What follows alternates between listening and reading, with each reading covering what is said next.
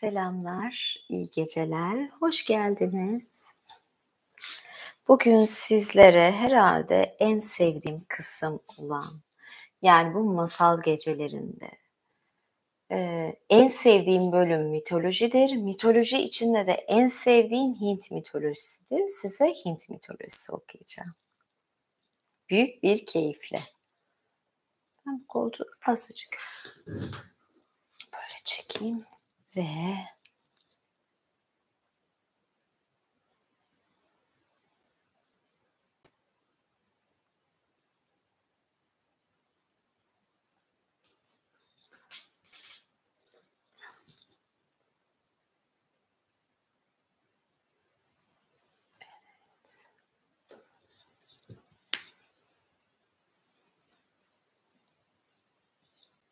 teşekkür ederim. Ya pembe zaten bana çok yakıştırıyorlar genel olarak insanlar. Ben de böyle rahat edebileceğim.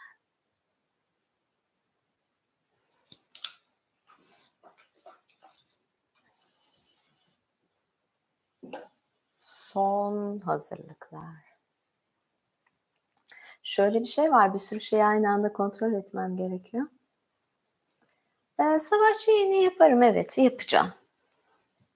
Şimdi uzun bir bölüm okuyacağım. O yüzden birazcık bir yudum su içeyim. Bir parça kiraz yiyeyim.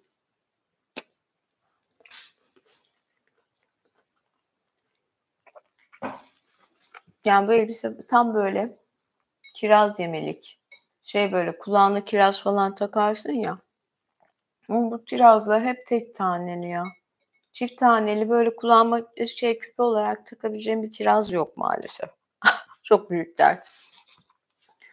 Neyse birazdan ben şey yapıyorum. Şu mikrofonu düzelteyim. Buraya alayım. Sonra şıkırdar mıkırdar. Sesler gayet güzel geliyor değil mi?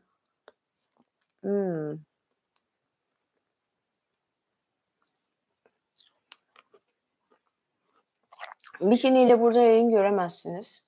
Yani deniz kenarından bikinili falan o tür yayınlar imparator üyelerime gelebilir ama burada gelmez.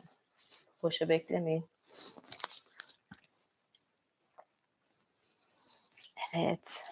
Şimdi size teşekkür ederim. Gayet hazırlandım, ettim. Şimdi size okuyacağım bölüm, daha doğrusu ikili bir bölümdü. Öncelikle, ayırdığım sayfalar da nerede? Jaratkaru'yu okuyacağım. Jaratkaru neredesin? Burada. Tamamdır. Şimdi, Jaratkaru bir Brahman. Brahmanlar din adamları. Çok böyle acayip, yani buranın nasıl diyeyim, yani imam falan gibi bir şeyler diyelim mi? Yani bilmiyorum işte Hintlerin.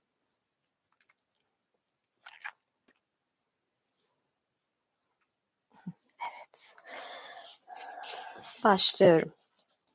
Derler ki Jara zayıf, Karu da şişman demektir. Bir zamanlar sorunuzda adı geçen kişinin oldukça şişman bir kişi de oldukça şişman bir rişiymiş.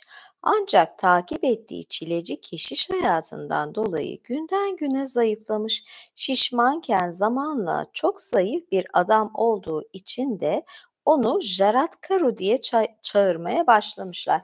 Brahman değil de rişiymiş, pardon. Üstelik sadece o değil, Vasuki'nin kız kardeşi de aynı nedenlerden ötürü bu isimle çağrılmaya başlamış. Vasuki de yılanların kralı ve onun da bir kız kardeşi var. Onun ismi de Jaratkaru. Evet. Şimdi önce Jaratkaru'yu ben şey yaptım ya, tanıttım. Ondan sonra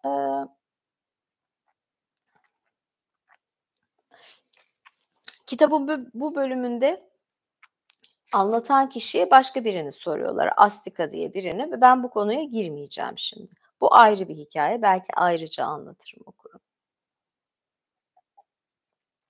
Ben şimdi Jarat Karu'yu okuyacağım. Evet.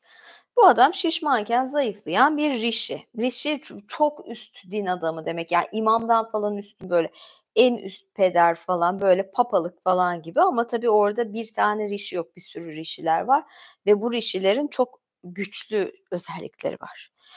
Evet, şimdi bu Jarat Karu, bu yüce keşiş haç yolculuğunda günlerini her daim tefekkür halinde ve oruç tutarak geçiriyormuş ve bu orucunda sadece hava ile besleniyormuş. Bretyenler denir hatta bunlara. Böyle kişiler var, hava ile beslenenler. Böylece dünyaya ait bütün zevk ve arzuların tamamını sırtına dönmeyi başarmış. Sadece havayla beslenen Jaradkaru günden güne erimiş. O bu halde yolculuğuna devam ederken günlerden bir gün Virana ağacının köklerinden birinde bir deliğin üstünde baş aşağı sarkmış atalarının ruhlarıyla karşılaşmış. Ruhlar. Elbette ki Jaradkaru ilk başlarda onların kim olduğunu anlayamamış, merakla biraz daha yaklaşmış ve Rishi'lerin ayağından bağlı olduklarını, kökün kopmak üzere olduğunu fark etmiş. Çünkü deliğin içinde yaşayan büyük bir sıçan kökü her gün biraz daha kemiriyormuş. Yiyecekten yoksun kaldıkları için bir deli bir kemik kalmış olan Rishi'ler gerçekten de acınacak haldelermiş ve kurtuluş ümitleri de her gün biraz daha azalıyormuş. Jarat saygıyla Rishi'leri selamladıktan sonra şöyle sormuş: Virana köküne bu şekilde bağlanmış olan siz de kimsiniz? Deliğin içinde yaşayan sıçan kökü sürekli kemirdiği için yakın zamanda kök kopacak ve siz de üzerinde asılı olduğunuz bu delikten içeri düşeceksiniz. Baş aşağı bir şekilde aşağı dururken açlıktan bir deri bir kemik kalmış olmanızdan ve yaklaştığınız sondan dolayı kalbim sizlere karşı merhamet dolu. Söyleyin bana, sizi nasıl kurtarabilirim? Sizi bu kötü durumdan ettiğim ibadetlerin, verdiğim kurbanların 1/4'ü mi, çeyreği mi, yoksa yarısı mı kurtarır? Eğer tüm bunlar yetersiz gelirse o zaman bu zamana kadar ettiğim bütün ibadetleri ve verdiğim kurbanları sizlerin kurtuluşu için feda etmeye hazırım. Nasıl istiyorsanız öyle olsun. Atalar Jaru'ya şöyle cevap vermişler: Kalbi iyilikle dolu Brahman, bizi kurtarmak mı istiyorsun? Öyleyse bil, ettiğin ibadetlerin ve verdiğin kurbanların bizi kurtaramayacağını. Zira biz de senin gibi iyi birer Brahman ve yaşarken dünyada tüm ibadet ve kurban görevlerini yerine getiren, inzivada yaşayan ve dünyasal tüm arzularını dindirmeye başarmış keşişlerdik. Ama bak, yaptıklarımızın hiçbiri bizi bu duruma düşürmekten kurtaramadı. Çünkü soyumuzu devam ettiremedik.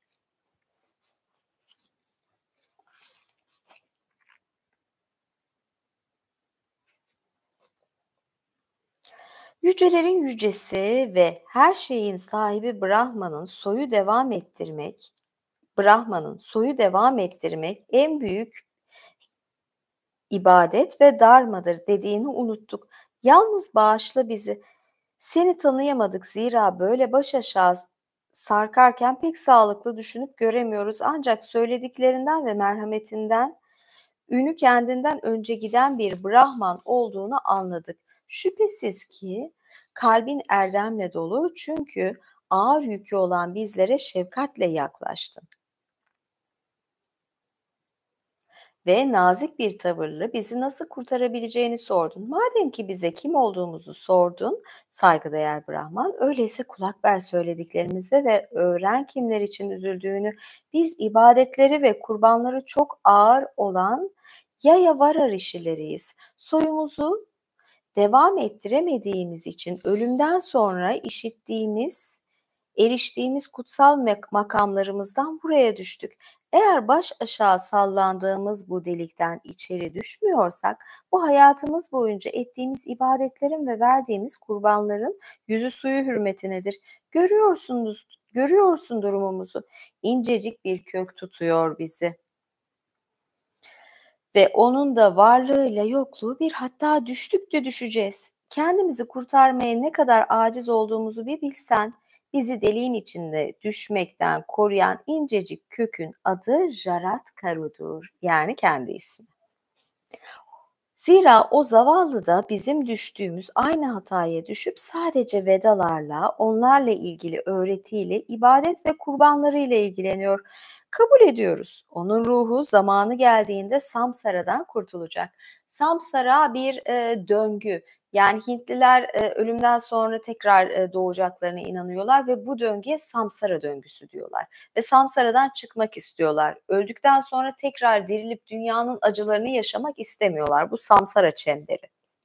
Bunu istemiyor Hintliler. Zira o aklını kontrol altına almış, ibadetlerini ve öğretinin emirleri doğrultusunda yaşıyor.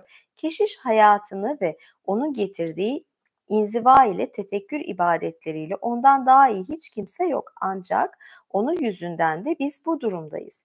Çünkü onun ne karısı, ne çocuğu, ne de akrabası var.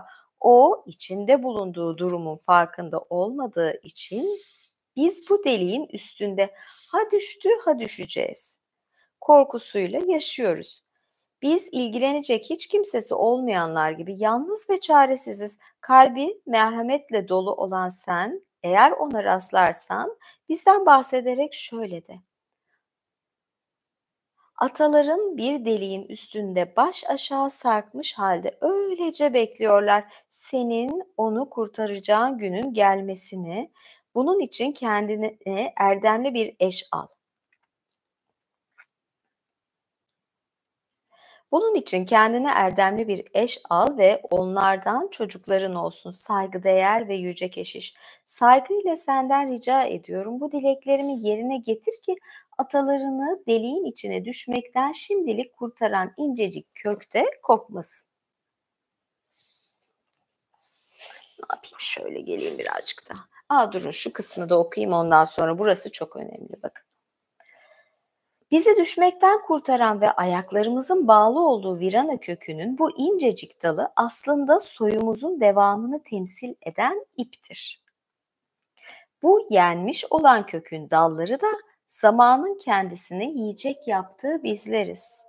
Köke ait dalların yarısı çoktan kayboldu ve biz tek bir kök dalına bağlı halde bu deliğin üstünde baş aşağı asılı kaldık. Yani saygıdeğer Brahman, Jaratkaru'nun bundan sonra yapacakları bizim kaderimizi belirleyecek. Köke ait tüm dalları bu şekilde yiyen sıçan da gücü asla tükenmeyen zamandır. Zaman bir yandan da batıda Satürn diye geçiyor işte. Zamandır karmanın lordu zaten. Zamanın acımasızlığı. Ve zaman sadece bizim lehimize değil, seçmiş olduğu münzevi hayatında ibadetten, kurbandan ve tefekkürden başka hiçbir şeyle ilgilenmeyen Jaratkaru'yu da tüketiyor. Her daim aklını kontrol altında tutmakla uğraştığı için bir kalbinin olduğundan habersiz, sadece çileci bir hayat sürmekle meşgul olduğu sürece biz bu durumdan asla kurtulamayacağız ve bak, artık bizi tutan köke ait son dalda koptu, kopacak. Zamanında en yüksek makamın sahipleri olan bizler oradan aşağı atılmışken şimdi bilincimizin de bizden alınacağı günü bekliyoruz. Elimiz kolumuz bağlı halde. Ya burası çok ilginç. Neden ilginç diyecek olursanız, yani bilincin de gideceği günü bekliyorlar. Çünkü bir artlarında gelen bir devam yok, soylarının devamını. Yani onları hatırlayacak kimse olmayacak ve biz de silinip gideceğiz diyorlar. Yani bunlar ölmüş atalar ama böyle bir korkuları var. Bu da çok ilginç değil mi?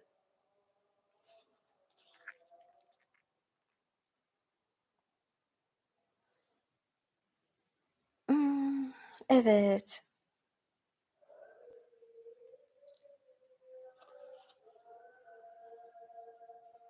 Ardından günahkar şeytanlar gibi bu delikten içeri düşeceğiz ve biz o zamanki ve Biz ne zaman ki zaman tarafından tamamen yok ediliriz, o zaman Jaratkaru da tamamen yok olacak.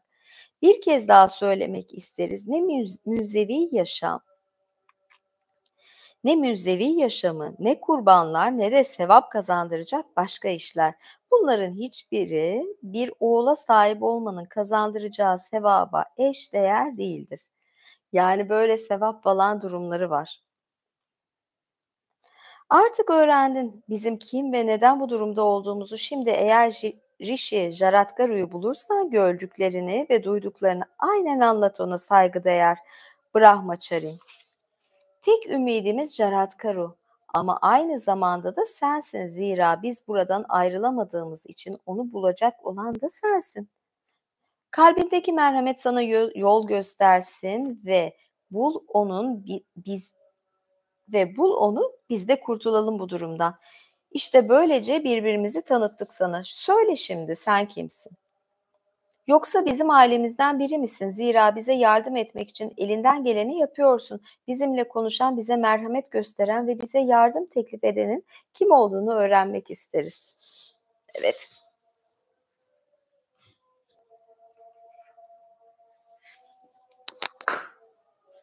Şöyle biraz daha rahat edeyim.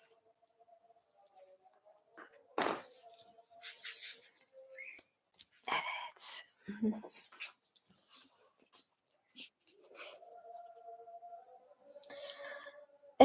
Atalar konuşmayı bitirince Şaratgaru acıyla titredi. Kalbi ve gözlerinden akan yaşlar toprağın üzerine düştü. Boğazına bir yumruk oturmuştu sanki. Acı dolu kederli bir sesle şöyle dedi: Sizler benim ölmüş soyumun atalarısınız. Ben ise sizin iyi olmanızı sağlayacak olan, söylediğiniz yolu takip etmesi gereken ve sizin bu durumda olmanıza neden olan Jaratkaru'yum. Bilmeden işlediğim bu günahtan ötürü vereceğiniz her türlü cezaya razıyım. Jaratkaru'nun ağlamaklı bir sesle karşılarında perişan halde durduğunu gören Yayavara rişileri şöyle demişler: Seni bizim karşımıza çıkaran kadere şükürler olsun sevgili oğlumuz. Söyle bize, bu zamana kadar neden evlenmedin? Bayram ziyaretine gelmiş ve soruyorlar, bu zamana kadar niye evlenmedin? Ne zaman evleniyorsun?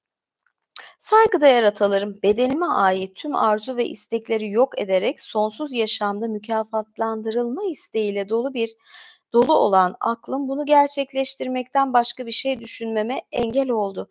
Ancak şimdi atalarım olan sizleri kuşlar gibi dalları ayaklarından asılmış olarak görüyorum ve aklımı bir Brahmacharya gibi yaşama düşüncesinden alıkoyup sizin isteğinizi yerine getirmek için yola yola çıkacağım.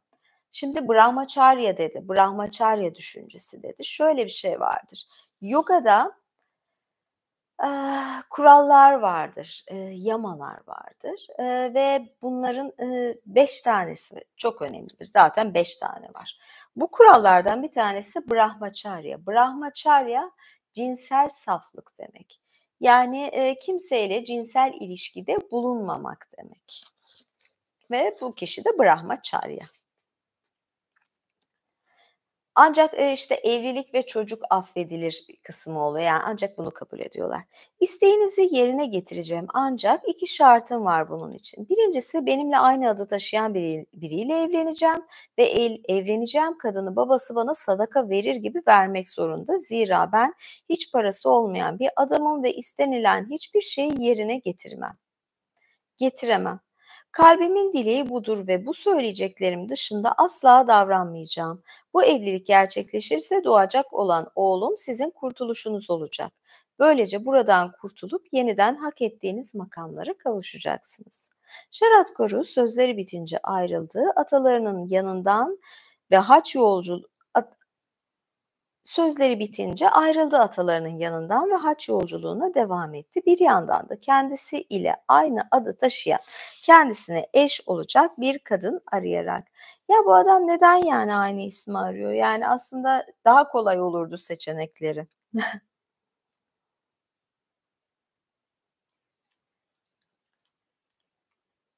Ancak artık çok yaşlanmıştı ve kendi rızasıyla ve kendi adıyla aynı adı taşıyan kıza bir türlü rastlayamadı. Hem atalarına verdiği sözü tutamadığı için mahcup hem de onlarla aynı sonu paylaşacak olmanın endişesiyle aramaktan vazgeçmedi. Ancak ormanın içinden geçtiği bir gün kalbi o kadar ağır bir yüke daha fazla dayanamadı ve bağıra bağıra ağlamaya başladı. Kalbi atalarına verdiği sözü yerine getirme endişesiyle dolan Rishi, yüksek sesle 3 defa arka arkaya "Bir eş istiyorum." demiş. Ardından da şöyle demiş: "Hareket eden ve etmeyen, görünen ve görünmeyen tüm varlıklar duydunuz isteğimi. Atalarım kendisinden bu kadar vazgeçmiş olan bana bir erkek evlada sahip olma gibi ağır bir görev verdiler. Ben bana kendi isteğiyle varacak, bana eş olarak teklif edilecek bir kadın bulmak için oradan oraya dolaşıyorum acı ve endişeyle. Beni duyan, bu gezgine kızını vermek isteyen varsa versin bana. Eğer kızı benimle aynı ismi taşıyan bir varlık varsa versin bana kızını. Bu fakir Brahmaçarine kızını. Karşılığında hiçbir şey beklemeden sadaka gibi vermek isteyen varsa versin." Kralların emriyle Jaradkaru'yu takip eden yılanlar onun açıkça bir eş aradığını kendi ağzından duyunca bunu hemen kralları Vasuki'ye bildirmişler. Kral bu haberi alır almaz keşişin gözüne hoş görünmesi için süslenmiş kız kardeşiyle birlikte ormana doğru yola koyulmuş. Kral Vasuki ormanda keşiş Jaradkaru'yu bulmuş ve kız kardeşini ona eş olarak vermeyi teklif etmiş. Jaradkaru evlenmek için şartlardan birinin yerine gelmesinden dolayı mutluymuş. Yalnız bir şartı daha varmış. Kalbinde kalan ümidin son kırıntısıyla önce çok fakir olduğunu ve kız kardeşine hak ettiği hayatı sunamayacağını, bir müzevi olarak daima yanında kalamayacağını anlatmış. Ardından da kendisine eş olarak sunulanın ismini sormuş. Vasuki Jaradkaru konuşmasını bitirince şöyle başlamış söze: "Kalbinde hiç şüphe olmasın, seninle aynı ismi taşır kardeşim. Kız kardeşim Jaradkaru da tıpkı senin gibi ahlakın, doğruluğun ve adaletin yolunda bir müzevi gibi yaşamayı seçti. Kabul edersen onu eş olarak kendine, senin vermen gereken her şeyi ben vermeye razıyım. Eğer haça çıkmaya karar verirsen de onu ve doğacak olan oğlunu evimde koruyacağıma söz veriyorum." Haça çıkmak dediler, herhalde yine ibadet etmek olarak düşünüyorum bunu. Jaradkaru yılanların kralı Vasuki'ye şöyle demiş: "Bu sözlerinle aramızda anlaşmış olduk Vasuki. Onun bakımından ben sorumlu olacağım ve hoşuma gitmeyen bir şey yaptığında da onu terk edeceğim." Bakımı, terk etmek. Evet, böyle laflar var. Devam ediyorum. Şaratkaru ve Vasuki bu şekilde anlaşmaya vardıktan sonra Rishi ve Yılan Kral Vasuki birlikte eve gelmişler. Orada mantraları bilen, ibadetlerini ve kurbanlarını hiç aksatmadan yerine getiren erdemli ve çok iyi bir Brahman olan Jaratkaru düğün için hazırlanmış ve yatakta karısıyla birlikte olmuş. Birkaç gün geçtikten sonra Jaradkaru'ya "Benim hoşuma gitmeyecek hiçbir şey yapma ve söyleme. Aksi halde seni terk ederim. Bu evden de ayrılıp giderim." demiş. Kocasının sözlerinden büyük bir üzüntüye kapılan Jaradkaru ise ona sadece istediğin gibi olsun diyebilmiş ve o andan itibaren bir köpeğin uyanıklığı, bir geyiğin çekingenliği, bir karganın içgüdüsüyle kocasının istediği şekilde davranmaya dikkat etmiş. Zira söz konusu sadece evliliği değil, soyunun devamıymış da. Ve günlerden bir gün Jaradkaru ay halinin bitmesinin ardından şatralarda emredildiği şekilde yıkanıp temizlendikten sonra kocasının yanına gelerek Bir çocuklarının olması için en doğru zamanın geldiğini söylemiş. Bunun üzerine Jaratkaru eşiyle birlikte olmuş ve bu birleşmenin ardından Vasuki'nin kız kardeşi hemen hamile kalmış. İçinde taşıdığı can alev misali yanıyormuş. İçinde taşıdığı can ateşin kendisi kadar parlakmış ve yılı meydana getiren ayın aydınlık yarısında büyüyen ay gibi büyüyormuş hızla. Jaratkaru hamile kaldıktan birkaç gün sonra Yüce Brahman başı karısının koynunda uykuya dalmış. O uyurken güneş batıdaki evine doğru yol almış ve yavaş yavaş batmaya başlamış. Gün bu şekilde sona ererken kocasının ibadetlerini kaçıracağından endişelenen eş şöyle düşünmüş. Ben şimdi ne yapmalıyım? Kocamı uyandırmalı mıyım yoksa uyumasına izin mi vermeliyim? Kocam dini görevlerini yerine getirmekte çok katı ve titiz. Ona hakaret etmemek için nasıl davranmam gerekiyor? Ya onu uyandırıp onun öfkelenmesine neden olacağım ya da akşam ibadetlerini yerine getiremeyeceği için sevap kazanmasını engellemiş olacağım. Eğer uyanmaz ve ibadetlerini yerine getirmezse bana çok kızacağı aşikar, zira o konuda da her zaman çok katı. Evet, biraz da böyledir. Jaratkaru ne yapacağını karar verdikten sonra kocasını uyandırıp onun öfkesini üzerine çekmeyi göze alarak nurlu bedeni alev gibi parlayan Rishi, "Saygıdeğer yüce efendim, uyan artık. Yakında güneş batacak, ibadetlerini her zaman büyük bir titizlik ve dikkatle yerine getiren sen uyanmalı ve suyla temizlendikten sonra Vishnu'nun ismiyle akşam dualarını ve ibadetlerini yerine getirmelisin. Akşam kurbanını sunma vakti geldi ki bu vakit hem güzel bu vakit en güzel fakat aynı zamanda en korkunç vakittir. Zira akşam güneşinin kızıl rengi batmakta olduğunun habercisi diyerek tatlı sözleriyle kocasını uyandırmaya çalışmış. Namı dört bir yöne yayılmış olan kutsal Brahman karısının bu tatlı sözleriyle uyanmış ama öfkeden de titriyormuş. Şöyle demiş ona. Nagaların soyundan olan sevgili karım bilsin ki bu sözleriyle beni çok öfkelendirdi. Bundan dolayı bilsin ki artık yanında daha fazla kalmayıp geldiğim yere geri döneceğim. Yani adam gerçekten bu ne ego yani. Ne yaptı kadın sana?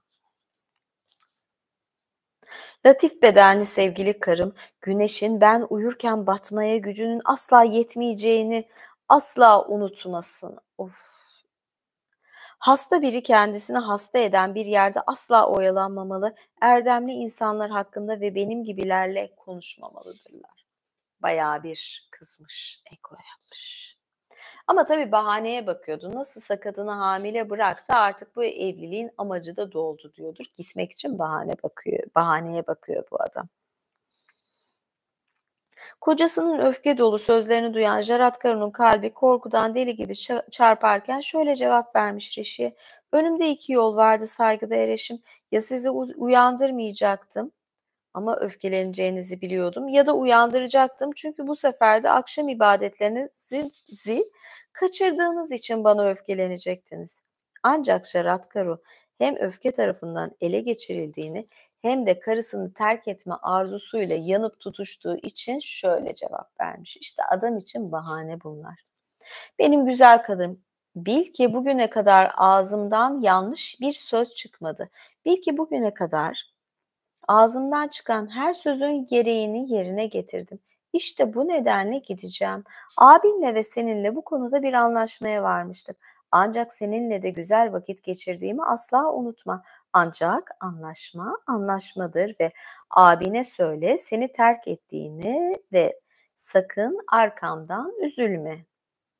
Ay yani kadını ne kadar iğrenç hissettiriyor aslında ya. Tamam hani olması gereken bu zaten bu adam gidecekti. Yani bu gerçek de çok ah, insan sinir olur hani bu kaderdi deyip terk ediyor kadın. Yüzü kusursuz güzellikteki Jaratkaru kocasının sözleri yüzünden korku ve üzüntüden perişan olmuş. Ancak yine de tüm cesaretini toplamış ve sabırlı ve saygılı ses tonuyla kocasını son bir kez daha gitmemesi için ikna etmeye çalışmış ve suçsuz birini bu şekilde acımasızca suçlamak ne kadar doğru? Sen ne kadar erdem yolunda yürüyorsan bil ki ben de bu kadar bu yol üzerindeyim. Üstelik kalbim soyumda olan herkes için çarpıyor. Sana eş olarak verilmemin şartı henüz yerine gelmedi ve şimdi bu amaç gerçekleşmeden gitmekten bahsediyorsun. Bundan dolayı çok mutsuz olduğumu bil. Senin bu kararını duyunca abim bana ne der? Brahmanların içinde en mükemmeli olan sevgili kocam. Benim ve akrabalarımın soyunun sonunu getiren lanet, soyumu başlatan bir annenin ağzından döküldü ve bu lanetin hükmünün yerine gelmesini engelleyecek olan da sensin. Dünyaya getireceğim bir oğul olacaktı ki, lakin o oğlun dölü henüz rahmime düşmedi. Nereden biliyorsun gerçi? Bil ki ailem ve soyum adına iyi bir şey yapmak için yanıp tutuşuyorum. Onun için ki sana yalvarıyorum. Evliliğimizin meyvesini bana vermeden sakın bu evliliği bitirme. Üstelik hiçbir suçum olmadığı halde beni bir suçlu gibi yargılayıp gitmekle cezalandırıyorsun. Bu davranışının nedenini anlamakta güçlük çekiyorum. Karısının ölü gibi bembeyaz yüzünü ve yanaklarından aşağı süzülen gözyaşlarını gören Rishi, bunun karısının haline üzülmüş, kelimelerini dikkatle seçerek şöyle demiş. Çocuk konusunda üzülme, zira rahminde Agni'ye eş bir oğlan büyüyor. Dünyaya gelecek olan nam salmış erdemli tüm Vedalar ile onlara bağlı bütün öğretileri çok iyi bilen bir Rishi olacak. Agni ateş demekti. Ateş gibi bir oğlan var içinde diyor. Rahminde büyüyor. Şaratkaru bunları dedikten sonra evinden çıkmış, gitmiş. Yüce Muni çıktığı bu yeni yolculuğunda kalbini en ağır ibadetlere, kurbanlara çoktan hazırlamıştı. Zira o bugünün geleceğini biliyordu. Vasuki'nin kız kardeşi ise ağlayarak hemen abisinin evine koşmuş. Tüm olan biteni ona anlatmış. Vasuki kız kardeşinin bu kadar üzülmesine üzülmüş. Ancak aynı zamanda kalbini sinsi bir korkuda esir almış. Şöyle başlamış konuşmaya. Sevgili kız kardeşim, bu kadar üzülmeyi bırak. Neden Jaratkaru ile evlendirildiğini çok iyi biliyorsun. Şimdi söyle bana, tüm soyumuzun yok olmasını kurtaracak oğul rahminde mi?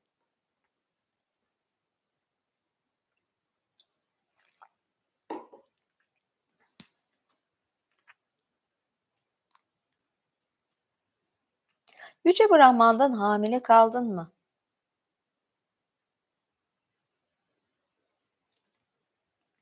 Kalbimin en büyük dileği budur. Çünkü kurtuluşumuz bu çocuğa bağlı ve gitmeyeceğim kocanın peşinden, çünkü biliyorum onun ne kadar güçlü olduğunu ve ağzından çıkan kelimelerle beni lanetleyebileceğini. Şimdi biraz sakinleşerek anlat bana tüm olup biteni. Kalbime saplı bu korku okunu oradan söküp atabileyim. Jaratkaru uzun zamandır abisinin kendisinin ve tüm yılanların kalbinde saplı duran korku okunu şu sözlerle yerinden söküp atmış. Gitmekten bahsettiğinde ona bu evliliğin yapılış nedeninin şartını yerine gelmediğini söylediğimde erdemli ve yüce keşiş bana hamilesin dedi ve gitti. Ben kocamı çok iyi tanıyorum. O hiçbir zaman, hatta şakalaştığımızda bile asla yalan konuşmamıştır ve şimdi de sırf gitmek için yalana sığındığına inanmıyorum. O hamile olduğumu söyledikten sonra bana bir de evliliğimizin meyvesi olan bu çocuğun yaşamından ve yapacaklarından sakın endişe duyma. Dünyaya gelecek olan oğlun ateşin kendisi gibi parlayacak dedi. Sevgili abim, o bunları dedikten sonra arkasına bakmadan kapıdan çıkıp gitti. Kalbindeki bu korku artık yok olsun. Evet, sonlara geliyoruz. Yılanların kralı Vasuki, bitti yok olmanın korkusu diye sevinçle cevap vermiş kız kardeşine. Sonra kız kardeşini kutsayıp ona değerli armağanlar verip evine göndermiş. Annenin rahmine düşen parlak ve güçlü can Yılı meydana getiren ayın karanlık yarısında büyüyen ay gibi gelişmeye başladı hızla. Doğru zaman geldiğinde Vasuki'nin erdemli yüzü kusursuz güzellikteki kız kardeşi göğün sakinleri gibi nurlu bir oğlan dünyaya getirmiş.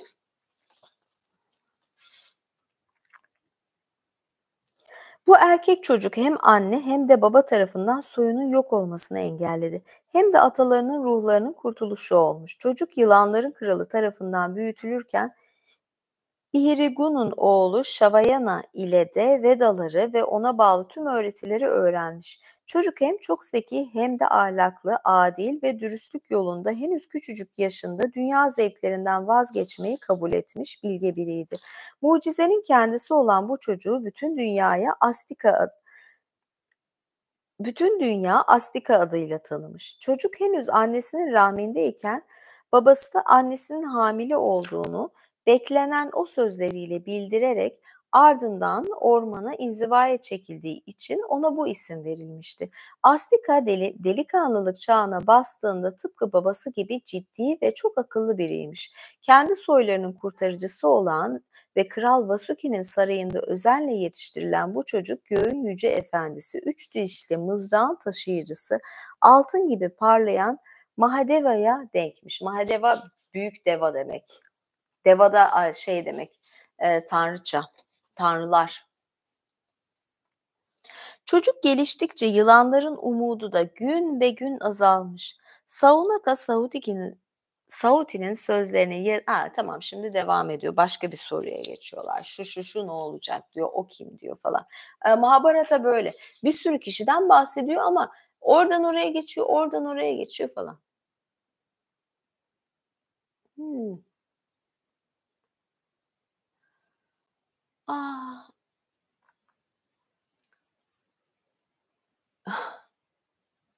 yılanların böyle yorumlara bakıyorum da. Evet. Neyse bugünlük masal gecesi burada bitiyor. Ay ben de biraz dinlenirim. Ağzım kurumuş resmen. Eee, önümüzdeki günlerde biliyorsunuz bayram. Belki bayramda bir yayın yaparım. Bir bayram yayını yaparım belki. Eee, bakalım hangi güne karar vereceğim. Pazartesi falan olabilir belki. Onun dışında da herkese harika bir hafta sonu diliyorum. Güzel tatiller diliyorum. Görüşmek üzere. Benden daha fazla video izlemek için yapmanız gereken şeyi biliyorsunuz. Katıl üyeliği almak. En fazla yayınlarda İmparator Yayınları'nda belki beklediğiniz, istediğiniz tarz yayınlar İmparatorluk Yayınları'ndadır. Görüşmek üzere, sevgiler, iyi geceler. Yurt dışındaki takipçilerim de Patreon'a gidebilirler. Yani oradan üyelik alabilirler. Görüşmek üzere. Belki bir sonraki bölümde de yine Hint mitolojisinden devam ederim. Belki bu doğan çocukla ilgili bir bölüm okurum. Ben seviyorum Hint mitolojisini. Siz de seviyorsanız lütfen yorum yazın.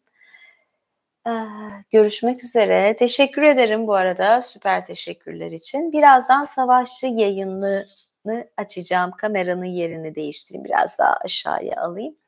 Ve savaşçılarla buluşalım. Görüşürüz. İyi geceler. Bay bay.